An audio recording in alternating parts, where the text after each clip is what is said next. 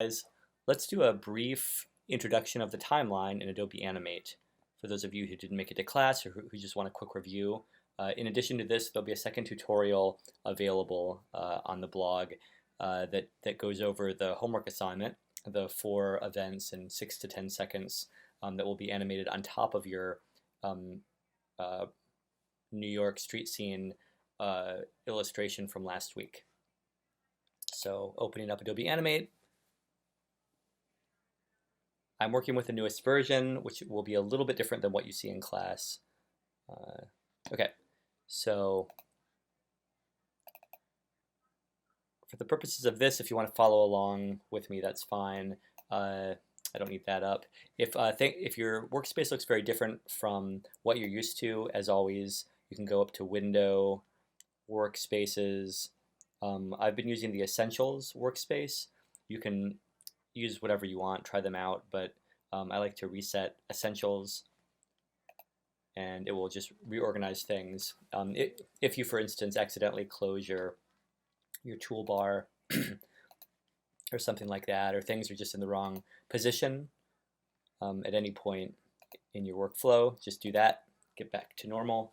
We've already talked about all of the tools. If you missed class 2, you've gotten there and you've gotten some conversance, hopefully, in doing the homework assignment at working with those tools to draw objects and try to recreate nature and draw complex kind of groupings of objects on your composition, on your stage. But if you actually want to start working in time, we got to begin talking about the timeline.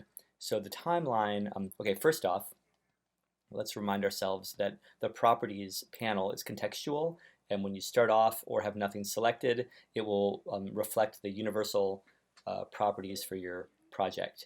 We start off by default with 24 frames per second, FPS.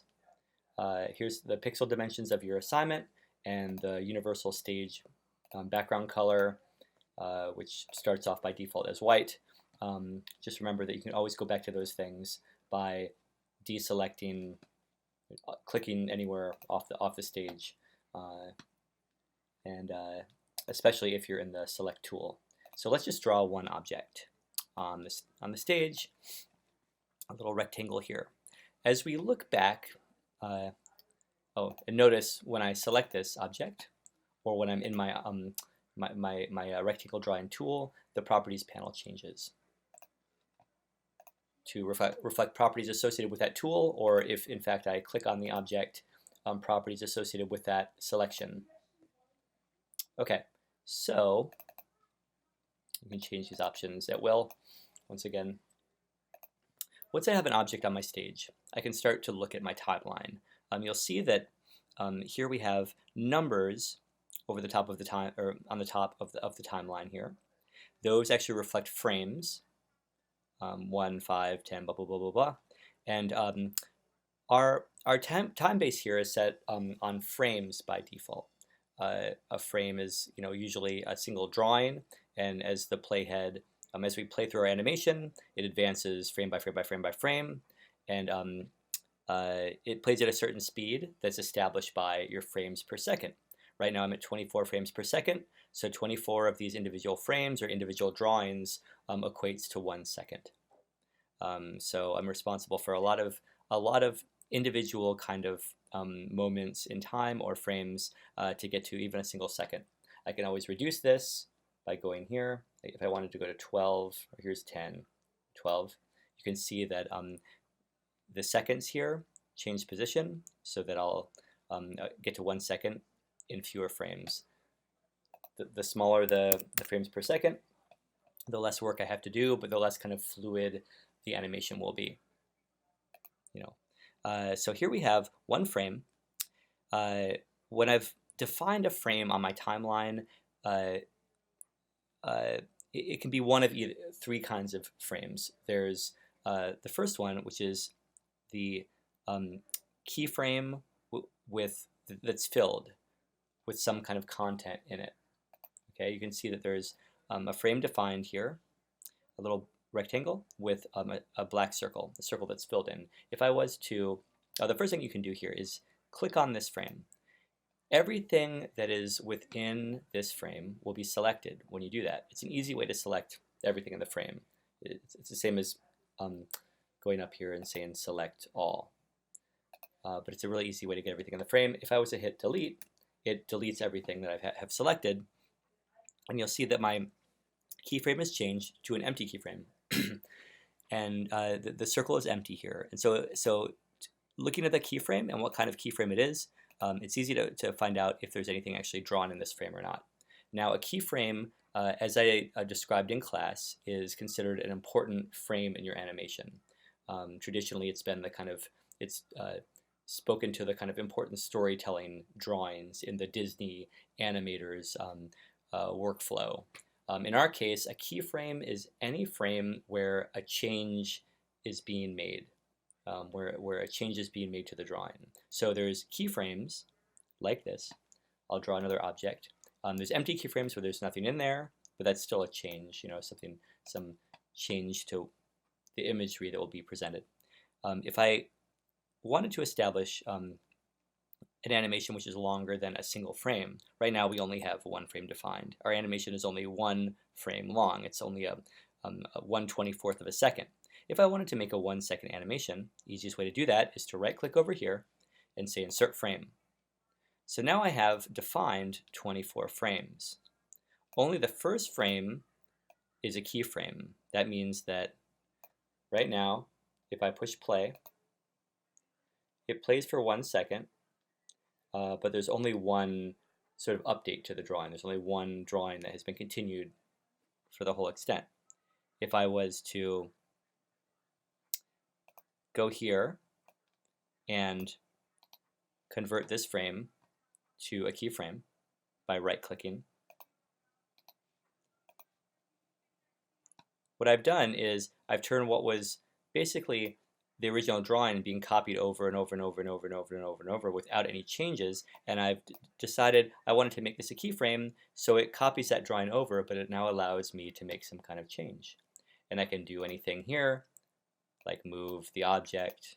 I can totally erase the object and redraw it. I can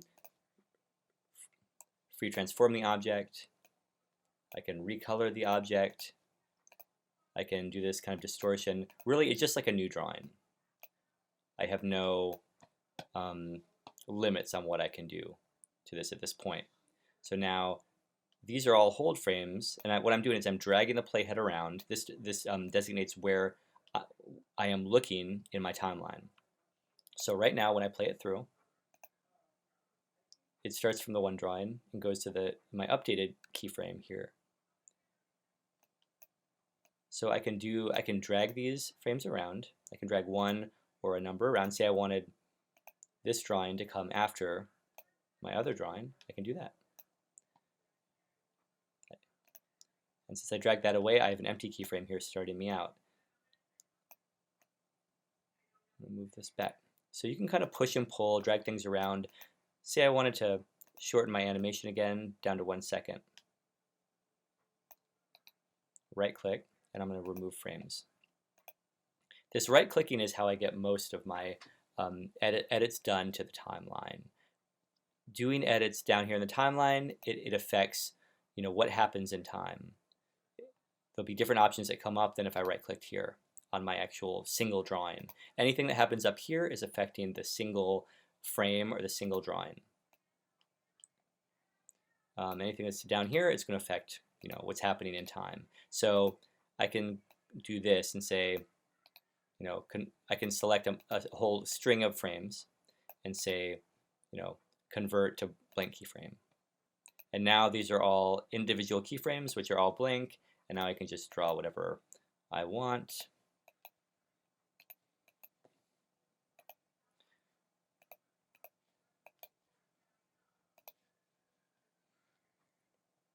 And the sky's the limit. I advise you to just do a little bit of playing around with this stuff for a little while before you get into the assignment, just to see what's going to happen.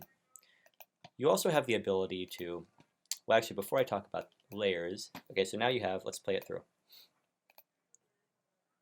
So you can see, like, when a different drawing is coming closer together, keyframe by keyframe, you see how fast those are playing through. Here I have about half a second where nothing changes. And then I have a lot of change come in suddenly. And as an animator, you want to consider how much change happens between one frame or one moment and the next, and how long a change takes to happen, and how significant that change is. I could also have a lot of close in proximity keyframes being made, but I could have a lot of very gradual changes between point A and point B. So it's up for you to determine this. The right-click menu that comes up allows you to do a lot of things. It'll take a while to kind of get a handle on all this stuff. This first section we don't really have to worry about now. There's these automated tweens or automated in-betweening that we'll be using a whole lot later on, fairly soon. And then if you want to convert a whole section to individual keyframes, if you want to just do a lot of hand-drawn animation, you can actually quickly do that. We'll talk about that a little bit in class 3. Here we have some important ones. The second section actually inserts a frame or removes frames. Removing frames using this option is the best way to just clear out, get rid of frames entirely. The length of your ultimate animation is determined by how many frames have been defined on whatever layer you're working on. So if I've defined 3 seconds of frames, even if nothing's happening, even if the stage is empty after 2 seconds, the animation will still go on until I've defined frames. So if you want to shorten your animation, you want to remove those frames. Now, in this third section, I have my keyframe options. You can insert keyframes that copy the previous keyframes drawing over. You can insert a blank keyframe, and that inserts an empty keyframe. So the drawing is changed, but now there's nothing in there. And then there's also these convert to keyframe and convert to blank keyframe, and they basically do about the same thing. If you want to just get rid of this keyframe and tell it that you don't want a change to happen to this earlier drawing, you can just say clear keyframe. Clearing the keyframe just removes the keyframe and allows, turns it into a hold frame so that the earlier drawing is continued. And I can do that here as well. Clear keyframe. And now I have one drawing continuing for the entire 2 seconds. Now I can cut frames, I can copy frames, and I can move them around in this sort of drag and drop way as much as I wish to do so. Okay, so those are the basics. Some other important things: you have your play, your rewind options here. You can loop, and we're going to talk about other things in next class and beyond, like onion skinning and that kind of stuff. Now we also have, if you've been working on a long animation, you can also zoom in, zoom out on your keyframes, and that's the basics here. Now, as we get into what we can do with layers, layers work the same way they work in Photoshop or other Adobe programs. The way they stack in your list here, in your layer list, in your layer panel, is the way they will visibly stack in your drawing on your stage. So if we wanted to create a new layer, and it's a good idea actually to title these layers as you go. The more layers you use, the more complicated it'll be to go through them. But you can put layers in folders and that kind of thing. But here we have some important things to consider. Let's draw a second blob on this layer.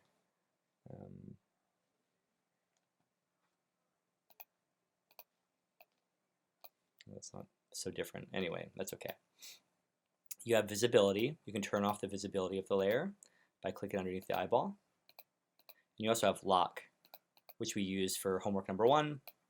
You also have this outline thing. So if you want to kind of see what's on a layer, but you don't want the upper layer to get in the way of what you can see on the lower layer, good. It's important to lock any layer you're not working on, or it's a good practice because say you're trying to move this object up here. Whoops. I want my stroke as well as my fill. And you accidentally say, you drag and drop and select. I've accidentally selected something on the bottom here, or I'm trying to work on this layer up top. You see I've selected this one. I should be working only on the second layer. In Photoshop, I wouldn't be able to select anything beneath it. But in Animate, by default, you're able to select whatever you want. And so it can easily become a pain in the butt if you're clicking around and you accidentally select the wrong thing and then you move it, without intending to. So just for safety, I like to lock whatever I'm not currently working on. Yes, as I should have mentioned, you can click on the layer if you want to select what's there. Just by clicking, though, we'll automatically select that layer if it's not locked. So that's the basics for working with the timeline. Look at the next tutorial for getting started on the homework assignment. You'll basically be start making new blank layers on top of your illustration from homework 1 and animating for distinct events in a 6 to 10 second animation. Okay? Thanks a lot. Feel free to email me with any questions. And please try to do this by next class if you missed class number 2. Thank you.